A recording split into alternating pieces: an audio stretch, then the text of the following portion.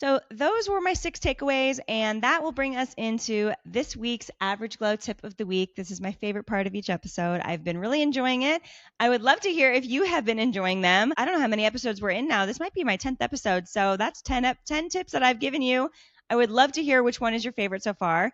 Please comment either on YouTube, Spotify, Apple Podcasts, wherever you're listening. Please comment on Instagram. Please DM me, whatever it is. I want to hear what is your favorite one so far. And if you aren't familiar with my Average Glow tip of the week segment, this is just a low-cost, budget-friendly tip that you can start implementing today usually and build it into your lifestyle, make it kind of part of your habits and your practice. And over time, as you add on more tips each week, you'll kind of build this really big impact. So today's tip goes along with traveling alone, and that is to plan one activity where you're in a group setting of people that have a common interest to you. So what this could look like would be signing up for a workout class, whether that be Pilates if you're into Pilates, the 5K like I did. That means other people enjoyed running. I love a HIIT class, a high intensity interval training class. I go to F45, which is known for that, and they're all over the world. So you could try just doing a drop-in class of that, whatever type of exercise you're into. Or this could look like going to a comedy show like I also did. Or, you could go to a baking class, a pottery class, a wine tour or brewery tour if you're into that. They have like Jeep tours in Sedona that I know. So you can get on a Jeep with 5, 6 other people and go explore nature. That one's really fun. And sometimes hotels also offer group activities. That's fun too. But I will say that kind of will make you connect with other tourists, which actually might be fun too. Maybe they're just in town for a little bit. You're only in town for a little bit and you guys can bond over not knowing this town. Or maybe they are coming in from somewhere really exciting and you can go make a new friend there and travel there.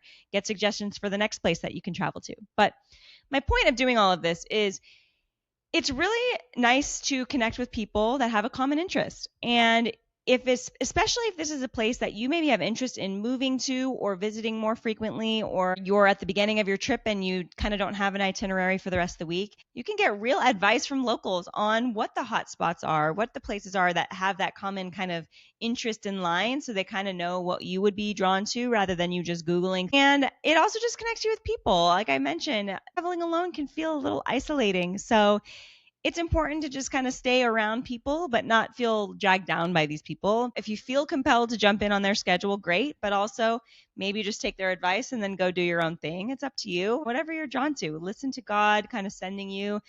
Maybe he's putting certain people in your life at the right time for a reason. Maybe somebody's going to say something to you that's going to stick with you forever. It's going to be very memorable in the way that you kind of present yourself to the world. You just never know what you're going to kind of get into by interacting with other people and interacting with strangers. If you're kind of on the shy side, this also pushes you out of your comfort zone, which I just really do suggest.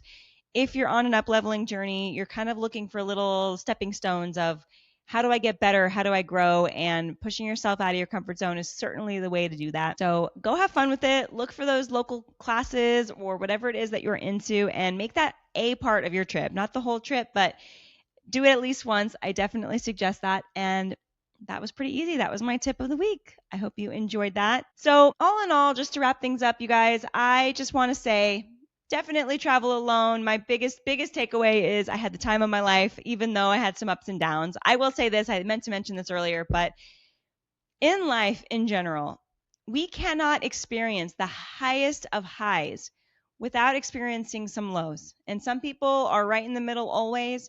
I feel bad for those people because that euphoric feeling that I felt many times on my trip, just the absolute purest of bliss and joy, it's going to be met with some lows, and that's okay. I can bounce back from it. It is kind of an extreme swing, and it does feel a little scary at times. But when you're able to get yourself all the way up there and be happy, you know how to get yourself back there. Like I mentioned, that TikTok I'm going to post is curated bliss. How do I put little pieces of a puzzle together to make me the happiest version of myself? That's ultimately what we want. We can't be in this life happy every single day, but we can be happy 95% of the time. It's up to us. And so that is my biggest takeaway. Maybe that's a bonus tip. But anyway, I hope you enjoyed this episode. I just really wanted to share my experiences with you. And it's fun to kind of post an episode of what's going on actually in my personal life. So I'm going to end this episode with my little kitty to say goodbye. You want to say something? Anyway, I hope you enjoyed this episode. I will see you next week. Have a good one.